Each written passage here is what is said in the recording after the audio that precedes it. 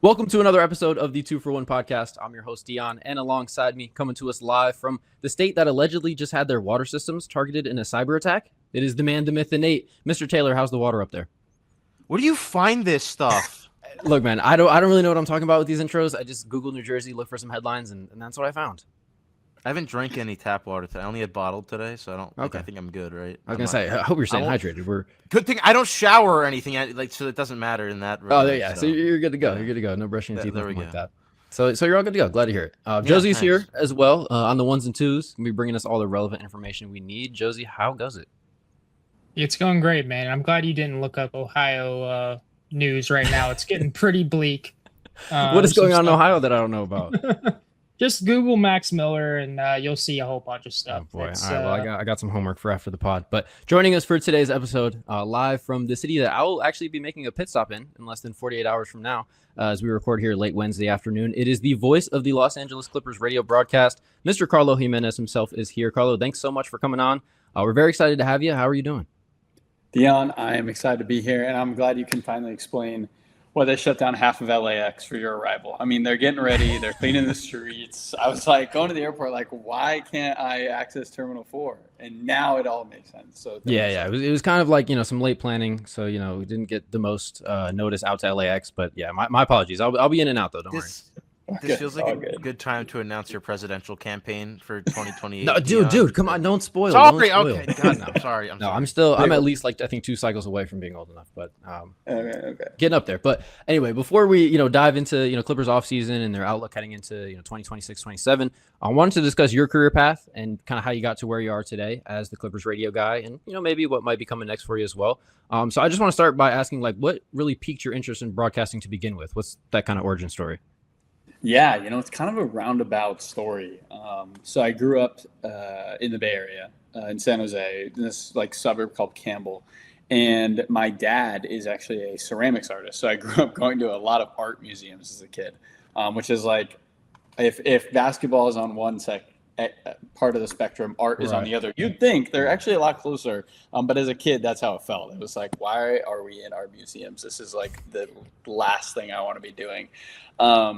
So I kind of grew up around art, went to a lot of art museums, but my focus was all basketball. I remember getting to high school and being like, all I want to do is play high school varsity basketball. And I made the freshman B team. And I still thought I could play varsity basketball. I was so delusional. They say you got to be a little delusional. I was all delusional. Then I worked really hard. I made the varsity team or the JV team, and I did not play a minute. I literally was if there's a ranking of minutes from 1 to 16, I was 16. So I was like, all right, well, not going to make varsity basketball, but what else could I do? And so I joined the student radio station at my high school, which was actually crazy that we had one. Super fortunate for that. But I was able to do that. And I remember my first game, because they stacked games in high school, freshman A, freshman B, JV, varsity, right? So varsity games right after our game. So I remember running down to the locker room. We had to wear a tie on game day, so I poorly tied my tie. I don't think I tied my tie. I probably just did the thing where you undo it, put it over. No clip on. Yeah, a little just retie it, kind of. To be fair, all of my ties are like that currently. Hey, it's very every single one in my closet is already pre-tied from another time that I liked it at, and I hope that it stays that way as long as possible. The more I do this, the more there's no real point to try again. If I did it good, why would I do it? Why would Man gets it. He's just a man of culture. Come on now. So I called the varsity games, and I was like, I love this. This is something I really enjoy.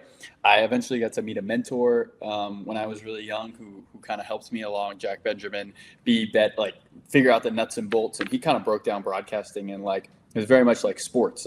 You do it, you try to get a little better at one or two things, then you do it again. And you're just trying to get a little bit better with reps.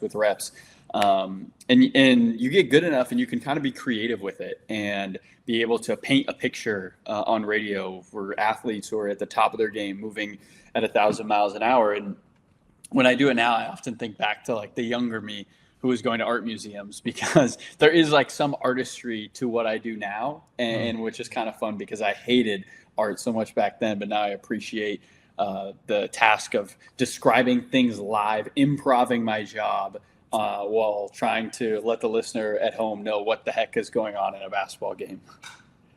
Yeah, I like the point you made about like painting the picture. I mean, obviously, given just like the day and age that we're in, radio is not as popular as it used to be. But I definitely still remember, at least especially with baseball, just like watching or I guess listening to the radio, the Red Sox with my dad all the time, Yeah. and they had a great crew. And yeah, like you said, just like painting the picture of like you feel like you're really there. Like if you really lock in on it on a good radio broadcaster, you really can feel like you're there. You can picture yourself sort of at the game. 100%. I think that's the coolest part about radio is when you're watching a game, you're seeing what's going on. But radio is much more of a intensive listening process because you have to listen to what I'm saying and then imagine it in your own mind, right? So you're kind of like doing two things at once. And I think that makes a listener so much more locked into, like you said, the experience. And then you because you're doing part of the work as a listener, I think you feel more immersed in the experience. I know you said your mentor obviously helped you along the way. Is there anyone else like who you kind of mirrored yourself after, or took a lot of from their style? Because I know every broadcaster has their own style, and I think that's a big part. Yeah. From what I listen to you, you're very unique, and you have your own. You dance to the beat of your own drum. But is there anyone you've taken a lot from in particular? I think I listened to a lot of John Miller and Dave Fleming, who do Giants radio growing up. That was kind of like the beginning of my listening to sports. And John and Dave have just such like lightheartedness about them, so I try to bring that into my own broadcast. Like you could tell they loved what they're doing. Two absolute pros.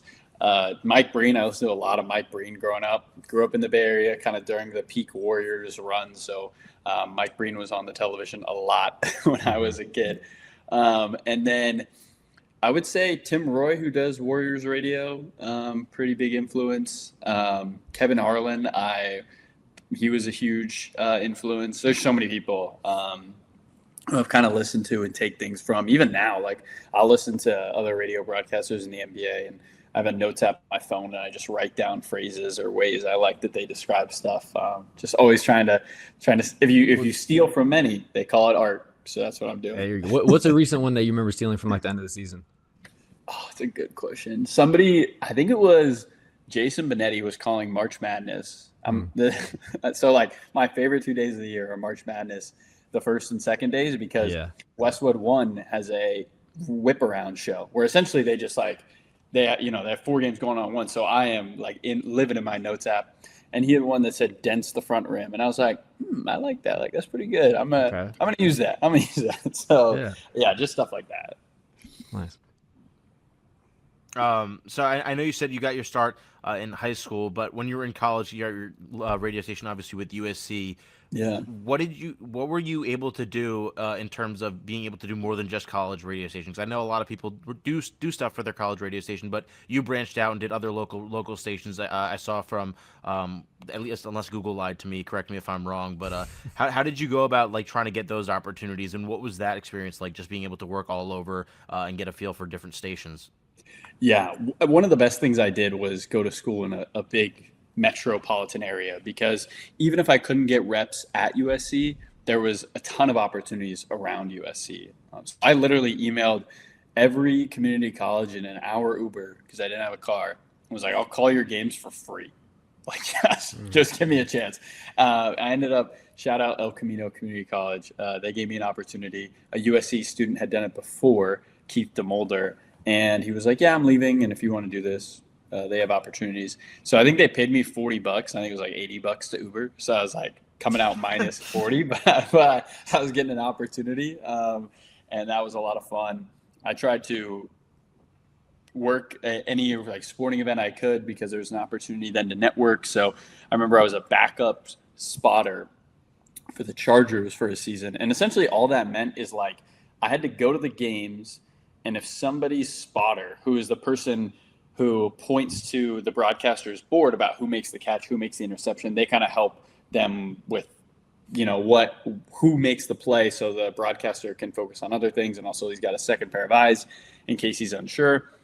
So I would just go to the games and hang out. And I remember I was walking around the booths and I ran into Kevin Harlan and I introduced myself. And then he was like, hey, do you want to listen to the game while we call it? So I sat literally like in the row in front of him with a headset on and listened to him call Monday Night Football. And I was like, this is insane. So yeah, I just tried to, I called a women's basketball game, like May of my sophomore year at Windward High School. I was doing some high school sports, and I didn't think anything of it. I was kind of more focused on the game after because Bronny James and Sierra Canyon were coming to play Windward. So I was like, oh, this will be kind of fun. Like, I'll do the women's game and then get to see Bronny play.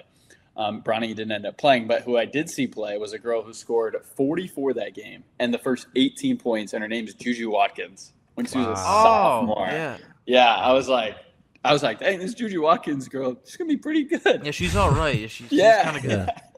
Yeah, I was like, wow.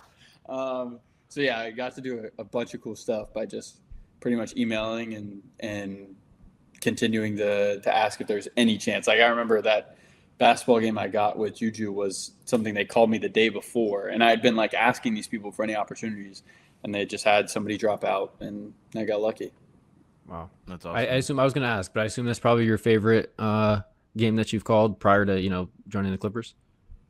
That was a fun one just because it was such like I think in the moment I didn't think it was like as cool as it is now. Like I was like, dang, she can hoop, but I didn't think she'd be like Juju Watkins. Like that wasn't really a thought. So that was definitely one of my favorites. I think this is a game USC lost, but I did a football game in Utah at Salt Lake City. Cam Rising wins it at the 2. They go for it late in the game after they could kick a extra point to tie it, but they end up going. Utah goes for 2 and wins, and it like set the record for Rice Eccles, the stadium they were at, and it was like the loudest I'd ever heard an arena. And even though I was bummed after, I was like, that was the most insane football game I've ever watched. I remember early in the game, Caleb Williams had a long run, and I was like out of breath because you're at elevation. And I was like, oh my gosh, I need some air up here. Like, somebody give me an oxygen tank. But it was so fun. Did you play football at all growing up, or is it just basketball? Just basketball. In college or in high school, I ran track, and my senior year, I rode the bench on the varsity lacrosse team, which was fun. That's another sport under the belt. You're a multi-sport athlete. I'll take it. Hey, I got in on a couple games, so you can count it. What I wanted to ask is, because you played basketball, and obviously that's the sport you have the most experience playing.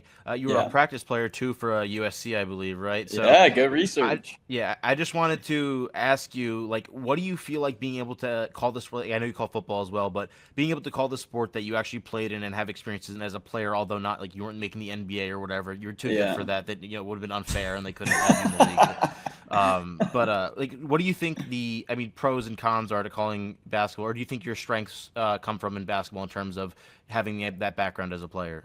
Yeah, no, it's a great question, Nate, because there's a reason I was a practice player. I was really good at missing, like so good. They needed help rebounding. Like, I could hit back rim for sure. I got you. No, it was honestly so fun. Like, some of my favorite days at school where I'd wake up on a Sunday, I would go to morning walkthrough for USC women's basketball. So we'd go to walkthrough. You would help run we had been running the other team's plays. Let's say they're playing Arizona State all week. So you kind of knew the plays, but they're like running it one more time. The baseline out of bounds plays, the sideline out of bounds plays, top of the key stuff. And then I would go home and I would shower, change, put on my suit, and I'd go call the game. And it was so funny because there'd be certain things where where I was sitting, I couldn't hear what the coach was saying. So I didn't really know what the plays were being called. But you would see certain actions, and you'd be like, oh, yeah, like I was like 12 in this action, right? Like I was that player, and that's the play I ran all week.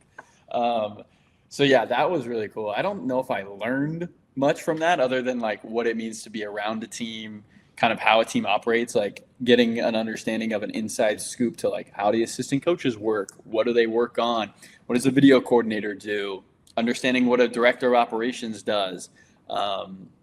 So that was really good because when I got to the Clippers, I think I had an advantage in understanding what an inner workings of an organization was. And Lindsay Gottlieb was the head coach my last 2 years, and she had been an assistant for the Cleveland Cavaliers before. So she comes from an NBA background. So it was kind of cool to see how that ecosystem was together. Now, granted, on a much smaller scale, but I think that honestly helped me the most. When you got to the Clippers, what do you think was kind of the hardest transition as far as moving up to the professional level? It's a good question.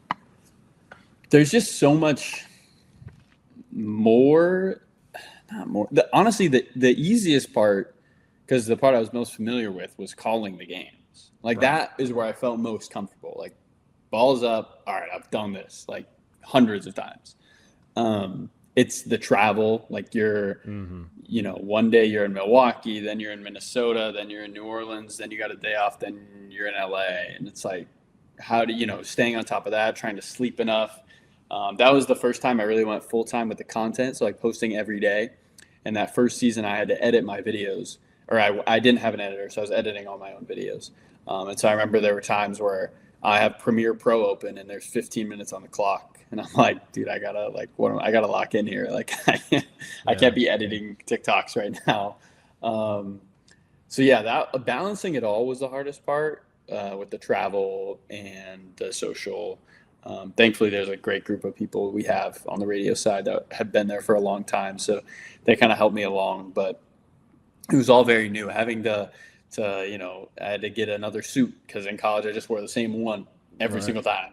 I was like, whatever, like who cares? But like going and getting another suit, so stuff like that. Go Clyde Frazier, get yourself like a cow print suit or like something like that. Someday.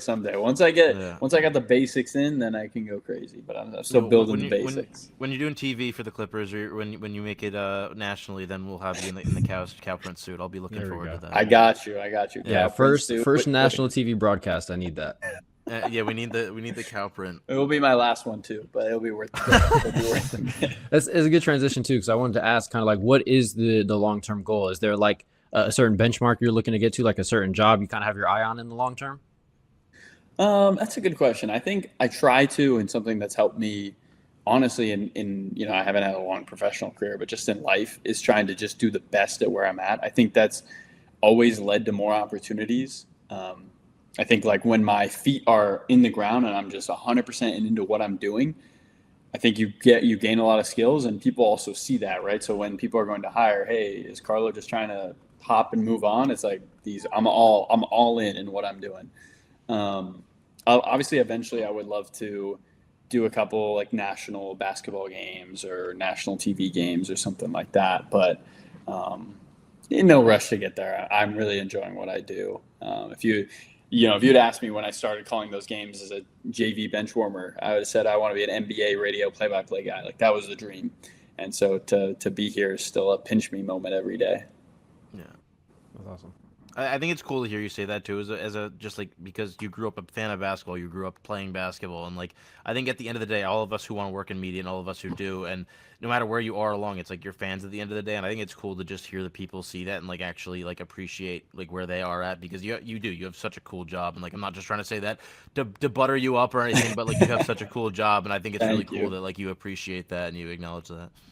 I mean, I think it's so important to remember, because it's so easy to treat it like a regular job. Not that regular jobs are bad, but I think you have to, they often say that gratitude is a key component of happiness and success. And like, if I walk in being like, oh yeah, game 64, like, who cares? Like then I have to understand that there are people, and I was that kid not too long ago, who would die to do this for one time, like one game. Yeah. So I think it's important in whatever you decide to do. Like if you have that childlike love for it in the long term, that can be a key. You hear it with Mike Breen when he calls games, Iron Eagle. Like there are times where they're so elated that they're like laughing joyfully. And it's like they still have that love, even though they've done it for 40 plus years. Hearing Mike Breen get to do the championship call, like just like and knowing that he's been a fan since he was like a fetus, it's just like it's so cool, because like that like obviously they don't show that they're fans, but like behind that call is a kid who grew up wanting to do that forever, and now here he is, and yeah. No, sorry, Dan, didn't mean to cut you off. I was just gonna say it's great that you have that perspective, Carlo, because like you said, there's plenty of people that are dying to be in that position, calling those games. So it's great that you still kind of think about what it was like before you were there, and you don't kind of get complacent. And like you said, I think focusing on doing the best job you can with the job you have now is probably gonna lead to the most success. So no, for sure, it's good. I think it's hard to remember because there is always somebody else doing more and somebody else who did more maybe when they were your age. Like, so I think it's easy to get caught up in, well, I'm also not doing this or also not doing that. But I mean, that just leads to you not enjoying what you're doing now. So I try to keep that in the back of my mind. It's a good outlook on life. It's very Spider-Man-esque. Oh, I haven't seen the new one. You haven't seen? Okay, you got to see the new. I was gonna ask you that because Yeah, I haven't he was seen just Spider-Man. testing that one out just to see. Yeah, Just a little feeler. Throwing a feeler out there just to see if you can talk about Spider-Man. I loved the last one, so I'm excited. Yeah. I'm excited. All right, cool. Well, good to get you're a Spider-Man supporter at least. You're not like 100%. Because some people are just like, Marvel superheroes. Theon, you haven't even seen like any since Toby. Yeah, we're not gonna get another Spider-Man. We discussed this a couple days ago. Yeah, what are we doing? Look. Exactly. I watch basketball. You know, I watch the occasional movie here and there. Great basketball is great. There is more to life sometimes than basketball. You know, that's fair. I don't have a great rebuttal, to be honest. I just have. However, we are talking about basketball though. If you want to get into some Clippers, we can transition to talk about Clippers offseason. So transitioning to more of like, on the court Clippers basketball talk here, just to kind of quickly recap the offseason that they have had to this point, and it's not done yet, which we'll get into as well. But added Keaton Wagler via the draft number 6 pick, guard out of Illinois. Also signed Rui Hachimura for a 2 for $14 million deal, which I loved personally. And then recently added Janai Broom. I think the Sixers need to free up a roster spot. Sent some cash alongside him. He'll be wearing a Clippers jersey next year. And on the opposite end of that, Clippers lose Nick Batum to Europe, Bradley Beal, Bogdanovich, and John Collins all out the door. So obviously, there's a elephant in the room that we're not going to get to on this episode because, there's still some ongoing investigations going on. But putting that to the side. There are? Yeah, I know you might have heard about it. Dion? There's a guy that was like planting trees or something. Something's going on. I'm not sure. But putting all that to the side, what sort of expectations did you have for the offseason, and how do you feel like the Clippers kind of graded out? I love the moves. I think obviously you get the 5th pick. That's like the you're right. Yeah, best thing. I heard 5th. I'll give it to you. And that was like the best thing I think the Clippers could ask for. You flip Ivica Zubac for 2 first-round picks, one of them being the 5th pick in a loaded draft, and bring in guys like Benedict Mathurin, who's still a free agent, restricted free agent, I believe, so he could sign with the Clippers, and Isaiah Jackson, who gave him great spark off the bench. I think the Clippers have clearly moved into this like youth movement, and it feels like they're going all in. It's crazy to think that earlier this season they rolled out last season they rolled out a starting lineup of Harden, Beal, Kawhi, Zubac, and Derrick Jones Jr. And it's like to think about like that was the starting 5, I believe, early in the year before Bradley Beal broke his hip. Maybe Joshi can lock in on that one for me. But yeah, I mean they've clearly leaned into the young guys now, right? Like Darius Garland is somebody they believe can be a long-term piece. I think Wagler's ability to he's a young player with a lot of upside. He's got length. He can be great defensively. Not afraid of the big moment. Was excellent in March Madness and throughout his Illinois tenure. So this is a team that I'm excited to watch. I think Hachimura is a huge pickup. You get a guy who has produced in the playoffs, who is a veteran on a team now full of young guys and can kind of help them along. I'm excited to see the Clippers had a player go down, Yannick Konan-Niederhauser, late last season. And I think Yannick, he could be really good for them. I saw some, maybe, I don't know if it was reliable, but I saw something that his like recovery hasn't gone as quickly as they thought or whatnot, and there was still some questions about him being ready. And he's someone I'm really excited about. Like, he's a young guy who I look at at the very least, I think that's probably a very solid starting center because he just does a lot of the things that you need out of a traditional big that's not a star-level player at this moment in time. But out of those guys you mentioned so far, who are you most excited to see fit into this new Clipper team? I mean, it's hard not to say Wagler. I think that's an easy pick. But I am most excited to probably see Rui because I think that's somebody who can really help this group.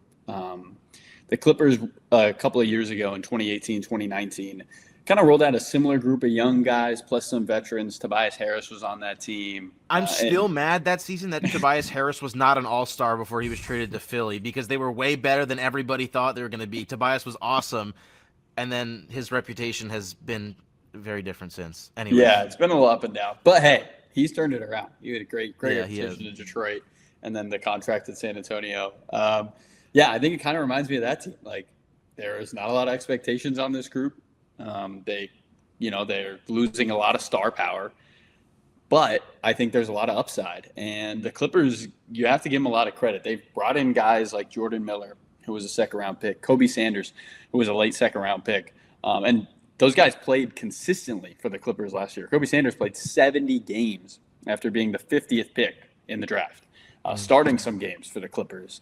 And so both of those guys had the first 2 threes in their play-in game against Golden State. So I think there's definitely some elite development with the player development staff that Sean Fine runs with the Clippers. And so I think they'll be able to get those young guys in there. I'm sure they're already working every day now and just continue to develop. And I think this is a fun opportunity for the Clippers to kind of hit reset, right? Like, they had the run that they had with the Paul George and Kawhi era, and they're turning the page towards this youth movement. And now what can you build and what can you do with the retooling? I think it's just been impressive to see how they've made this pivot. And usually you make this pivot and there's a couple of years of like, where is our direction? But when you get the top 5 pick, I think that pivot happens like immediately. Now there's like, all right, there's direction. Like, we got the star or the young guy who we think can become a star.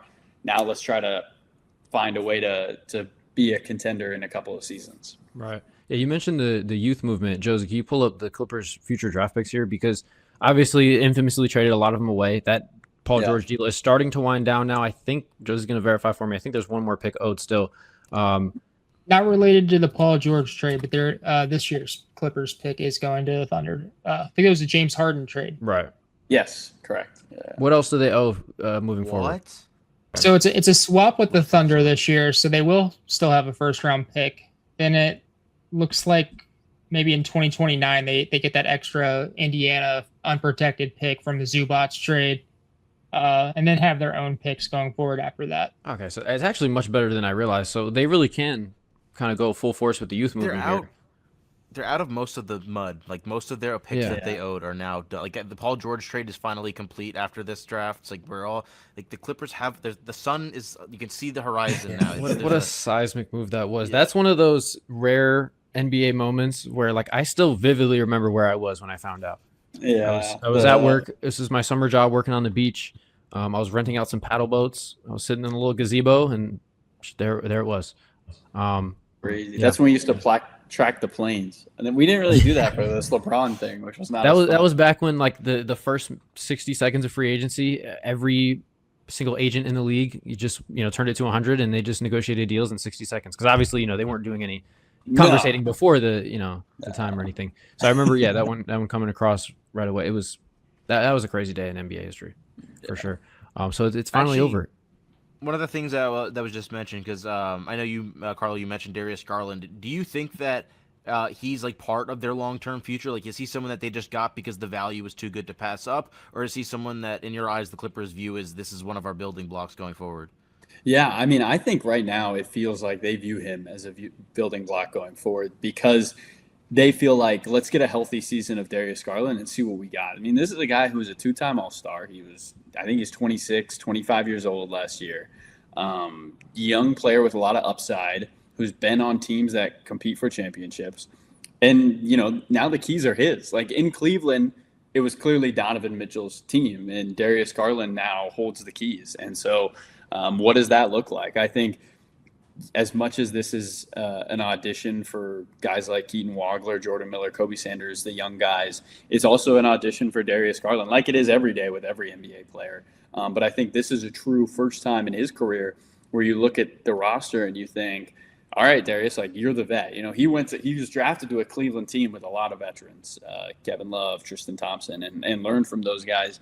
And, he's a younger veteran player, but he is the guy with the most playoff experience now in this group, coming, maybe him and Hachimura, but you feel like let's see what you can do as a 1A player on this team in the West. I think I'm excited to see, because I think he's ready to step up to the plate, and I think the Clippers medical staff is absolutely excellent in what they do, and they've been guys play a very long time and they play at a high level, and so we'll see what that looks like for Darius. Yeah, he looked good in his stint with LA at the end of the season. Like he went there and looked a lot more comfortable with the ball in his hands more. So I'm definitely now. Once someone leaves the Cavs, I'll be honest, my opinion of them typically goes up. So like that's kind of where I'm at with Darius Garland. Yeah, but I All mean, right, a there you healthy go. Garland though, like that's still one of the better offensive point guards in the league, in my opinion. I still think there's a lot of untapped potential there for sure. So I'm excited to see what he can do with like a full healthy season, a full runway to just like kind of display his talents. But Carl, I wanted to ask you if there's any sort of insights you can give us into Ty Lue's future with the Clippers. Obviously, well regarded as one of the best coaches in the league, but we're talking about this youth movement here. I can't imagine he doesn't strike me as the type of coach that's looking to like stick around for a rebuild. Do you have any sort of information about what he might be interested in, what the team might be looking for moving forward?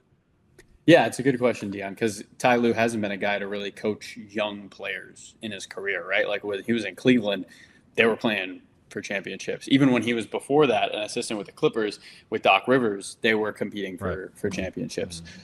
He was in Boston with KG and Paul Pierce and Rondo, and they were competing when he was an assistant coach. I think Lawrence Frank spoke about this when the Clippers had that. I don't know if you guys remember this, and it's hard for me to bring up, but abysmal start. They started 6-21, which people forget. But they were the first team in NBA history to start 15 games under 500 in a season and finish above 500 in the regular season. Wow. So historic level turnaround. And Lawrence Frank was asked about, because there was so much. I mean, the Clippers were consistently a top 3 projected seed, and I think when you look at the roster at that time, it makes a bunch of sense. They were a team with there was no talent holes, you felt like, in that group. And then Kawhi hurts his ankle, Bradley Beal breaks his hip, and CP3 throws a Halloween party that no one goes to. Things just that does not feel like it happened this season at all. Yeah, I was going to bring that up earlier just to add a perspective on how long ago the start of last season was. Chris Paul played 16 games for the Clippers last year. That just kind of gets thrown under the rug. We all just forget about that. But yeah, that was a failed experiment. I mean, in terms of you just getting to the NBA for broadcasting, you've had some pretty crazy experiences already with the players that you've gotten to see and call games for, and the drama and off the court stuff. You've definitely seen some stuff already, especially for your age. That is definitely it's crazy. It's not a circus. It's more of because it's not dysfunctional. They've been a good team, obviously. Yeah. There's a lot of turnaround that you've seen so far, and just for sure. I mean, my first year, they had Russ, Kawhi, PG, and Harden. And at one point went 25-6, and it was no one's ever beating this team. We would get on the plane and be like, we're not losing. This is they had a stretch where they were just unbelievable. And then I've had a team that looked like they were going to be the best Clipper team in the Kawhi era start 6-21. So it's been a roller coaster. But back to your question, Dion, Lawrence was asked, because there's a lot of pressure on Ty Lue, this isn't working. And he said, we look towards the franchises that are staples in the NBA, right? You think of Miami, you think of Boston, you think of Golden State, and they've had consistent alignment in front offices and head coaches. And Lawrence, who's the president of basketball operations for the Clippers, talks about how we feel like Ty Lue is the head coach of our future. He's somebody, I believe I don't know if these numbers are confirmed, but I believe he's the 4th highest paid head coach in the NBA. Now, obviously, Ty is known for his in-game adjustments, his masterful work in the playoffs, and his ability to really, find ways to pick apart weaknesses of other teams. I mean, he's led the comeback, obviously, in 2016 in Cleveland. But I think the Clippers feel like he's the guy. They want him to be the head coach of the future. It was interesting when they got Darius, and Ty compared having Darius Garland to when he had Kyrie in Cleveland. He said, I have another young point guard, because Tyler was a point guard in the NBA who we can kind of mold and feel like he can be a part of. So I would be shocked if any of that changed. I think the Clippers love Ty Lue. I think he loves being in LA. He loves being long-term. He's got a great coaching staff around him. Jeff Van Gundy is taking over that defense, and they've been excellent. I think there's a lot of alignment in the front office and the coaching staff, and I think when you have that, you don't mess around with it. And so I think the organization feels like they have the people who are there, and they feel very confident, as they should be, in finding a way to get the Clippers to a contender as soon as possible. Yeah, it's not I gotta ask. Sorry, I need to interrupt quickly. I need just because I looked up Ty Lue on Basketball Reference just to quickly just refresh Oh, here myself we on his go. playing career. Do you know what his nickname is on Basketball Reference? I do. Do you know the origin behind Lou Hefner? Because I'm not sure I've heard that one before. So this is hilarious, Dion. We were in Indiana. Was it Indiana? It was Indiana. Like my second year, no, my first year with the team. And a beat reporter asked the same thing.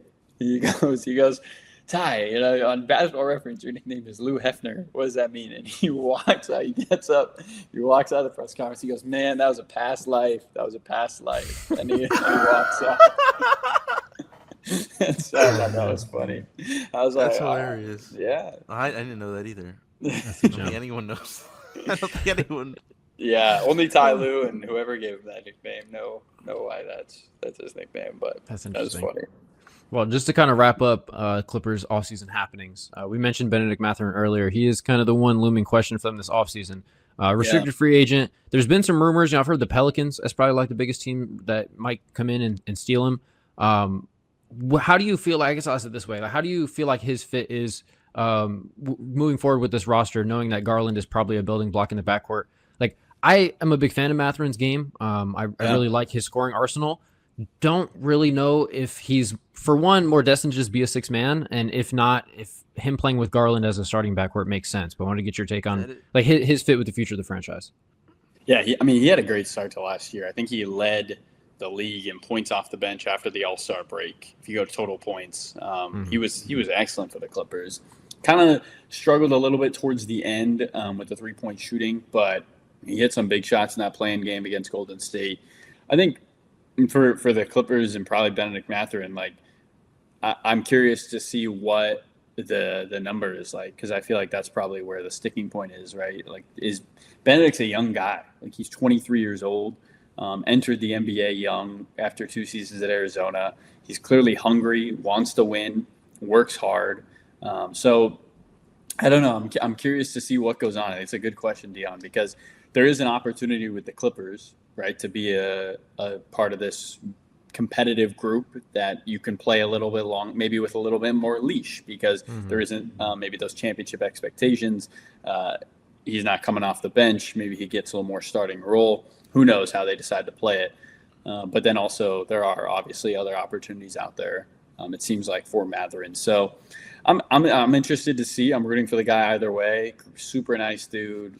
We were able to do some events with season ticket holders, and he was always very kind and gracious with his time, and just a stand-up individual. And kind of a crazy story. You grew up in Montreal. Nord is what it's called, in kind of a place where he was trying to think. It was him and his sister, and he finds basketball, and he falls in love with basketball. And then somebody comes to him and is like, hey, would you want to go play in Mexico at the NBA Academy? And he knows no Spanish. And he's like, I would love to. And the reason he went is because they told him you get meals provided. And he was like, the fact that they had food for me every meal of the day, I was like, I was there. Like, that's where I was going. And so goes to the NBA Academy, where he thrives, learns Spanish. The guy knows 4 languages now. Just a really interesting, really interesting guy. What's the 4th language? I believe it's something from his hometown, not his hometown, but like where his family's from. But I don't remember exact. I don't remember how to say it. I don't want to butcher Looks it. like Haitian Creole. There we go. Oh, Nice. Okay. Yeah. Appreciate you. Same as Lou Dort, who's from the same area. Yeah, they're good buddies. So That's maybe cool. he'll end up in Atlanta. Who knows? Hey, that's pretty cool. What I was going to say about Mathurin is, in the case that he becomes too expensive or the Clippers are looking at other options, what do you think about, because I've seen there is some interest in the Clippers for Peyton Watson. Like, what do you think about Peyton Watson potentially being a target for the Clippers if Mathurin doesn't work out? Yeah, I'm curious about that one, because Peyton Watson obviously is a guy who, like, he went to UCLA. I went to USC, so I grew up not a fan of Peyton Watson. Yeah. But I put that aside. I didn't play a ton at UCLA under Mick Cronin, but gets drafted in the NBA, kind of known as a defensive player, and then has this like insane January when Jokic is out, where he's looking like he could be a 1A. Like, I think he played, it was January, February, where he won Player of the Week, and then also had a great like average over 20 for Denver, as the number 1 on the scouting report. So I think the question is, like, is he the next two-way young guy? I think it's definitely a bet on him contract, right? Because it's not like he's had a whole full season being an elite scorer. Yeah. But I think a lot of people believe he can be. So that one is really curious. I'm really interested to see. I thought the Spencer Jones deal too, where like OKC was trying to see like, all right, what are you going to do, Denver? Like, because their books are insane. Like, Yeah, they made Denver. They're like, oh, we don't actually want him. We just want you to have to go over a certain amount, so you can't afford to bring Peyton Watson back. Yeah, I mean their books are crazy. So I don't know. We'll see what happens. I think it would be a great addition for the Clippers. I think he's a good player. But again, everything else has to make a lot of sense. And thank God I don't have to make those decisions because that would stress me out.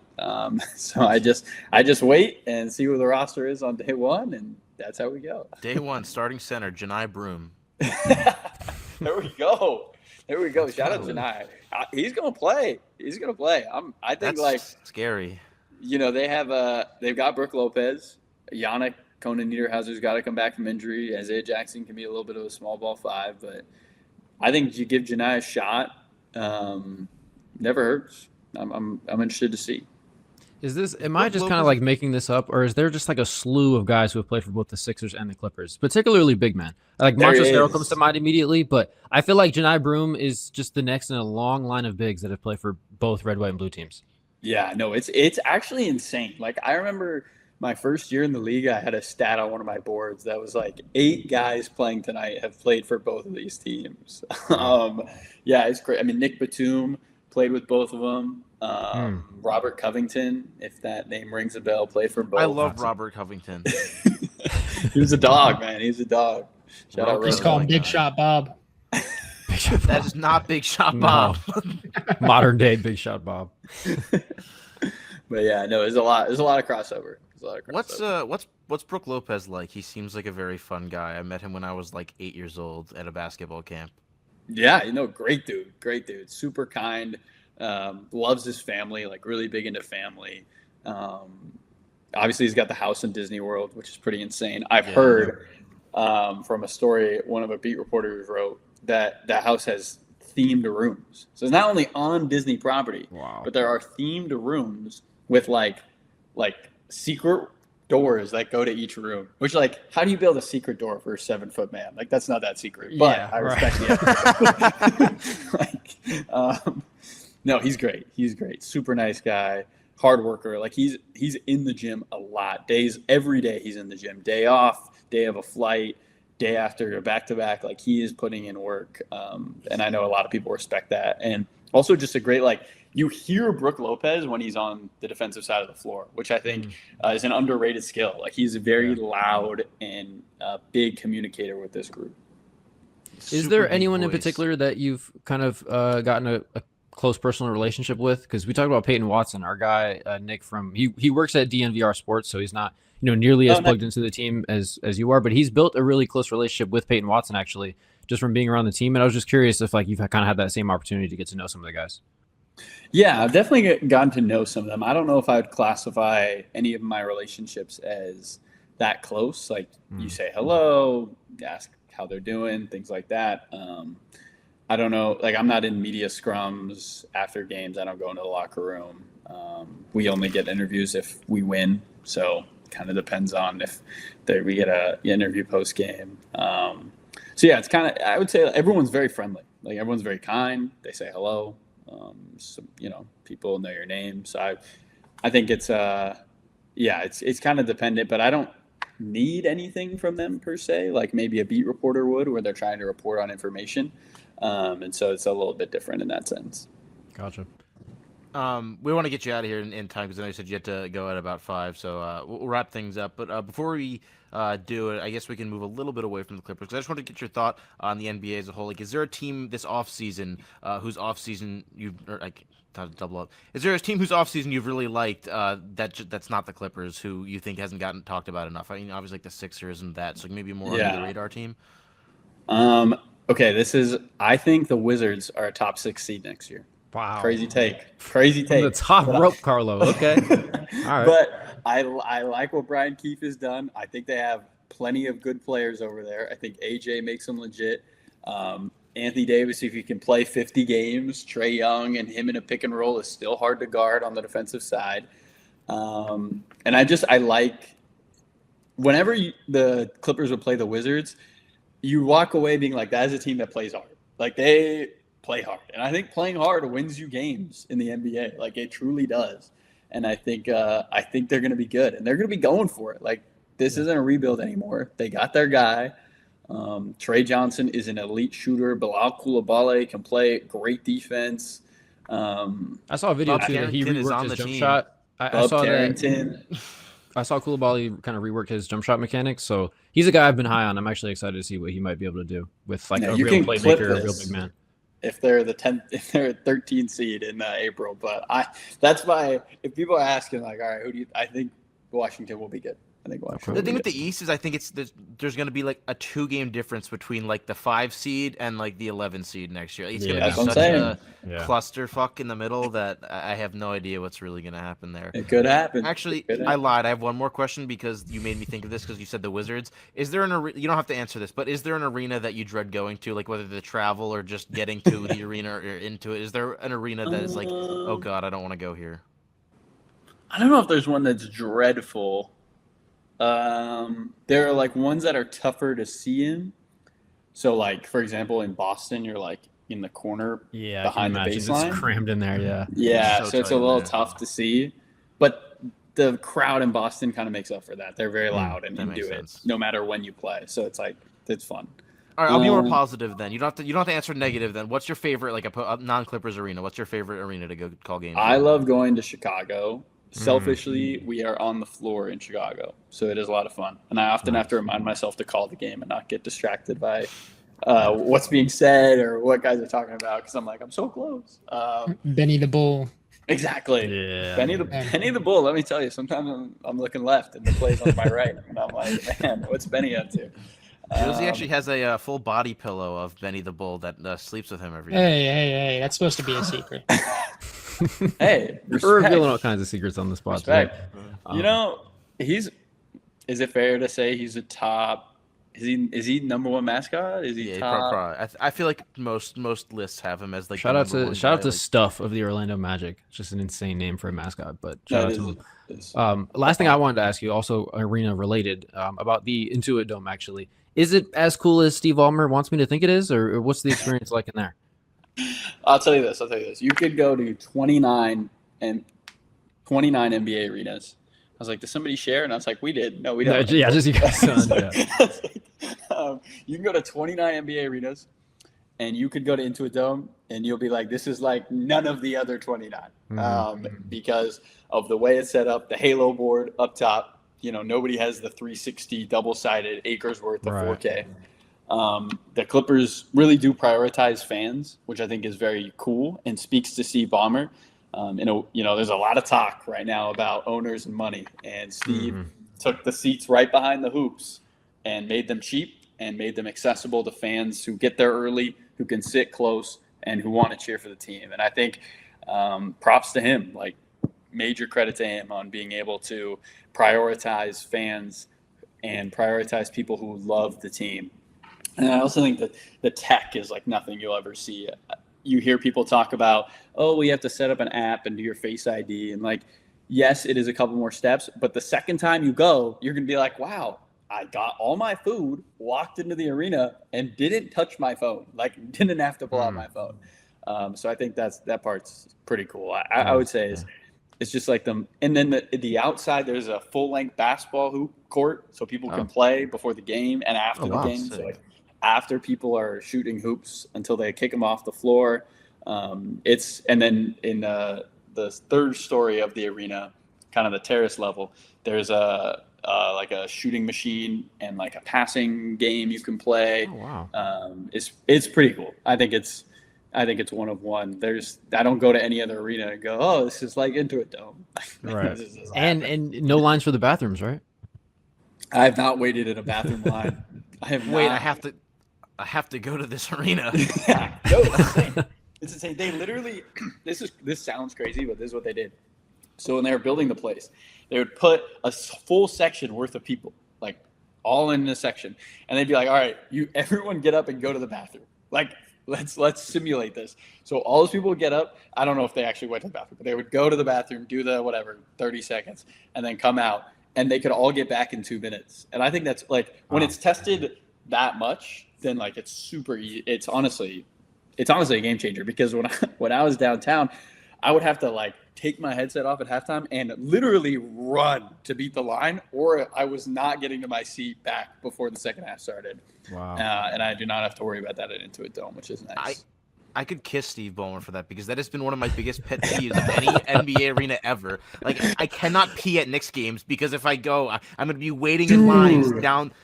Oh my God, Knicks that games arena are is tough. something. Knicks That games is are tough. Yeah, I love that place. But I do too. But sometimes I it's stand not. in that bathroom line like, am I gonna make it back? Am I gonna make it back? Jeez. But make it work. Well, I think we can wrap up with bathroom talk, unless Nate or Josie had anything else you wanted to chime in with. No, I really wanted to have an elaborate conversation about Yeah. the types of toilets that they use at Inuit Dome. Yeah, if We'll have somebody to ever make puts bidets everywhere, they win. That'll be the new wow. winner. They'll be like, all right. That is true innovation. We'll have to make like a 2-for-1 group trip out to see a Clippers game at some point. That Exactly. would be Gotta come out. fantastic. I'll show you around. Yeah, I've only checked off a few NBA arenas. I think 3, 4. So I definitely got to start hitting some more, hitting the very road. cool. But Yeah. but yeah, it is about time to get you out of here, Carlo. Just want to say thank you so much for coming on. This was a blast. Obviously, you'll be very busy during the season, but would love to have you on. At your next earliest convenience, whatever that might be. Yeah. Talk some more Clippers ball. So just anything you want to plug before we get out of here. Obviously, you said you got your TikTok and everything going, so make sure you let everyone know where to find you on socials. Yeah, appreciate you guys. Thanks. I would love to come on again. This was an absolute blast. My @ is below, at Carlo.Jimenez, or Carlo the Broadcaster. So feel free to follow. I would really appreciate it. YouTube, TikTok, Instagram. And listen to the Clippers game. We are on, if you have Sirius, you can pay, I believe they just came out with a sports only deal that is pretty cheap and affordable. So tune in. We're on AM 570 if you're in LA, or iHeartRadio app, or the NBA app. If you have NBA League Pass, you can also listen to every game. So tune in. There you go. Awesome. Yeah, we'll make sure to plug all of Carlo's stuff in the description, so make sure to just go click those links if you're on YouTube, and it'll take you right there. And now Dion can take us out of here. Yes, sir. Yeah, once you check out all of Carlo's stuff, be sure to subscribe to our podcast as well. Check us out on all socials at 2for1 Hoops. We will be back with another episode very, very shortly. We got another guest lined up pretty soon here. So quick turnaround for the next episode. Thanks to everyone for listening. Until we are back, hope everyone has a great rest of their day.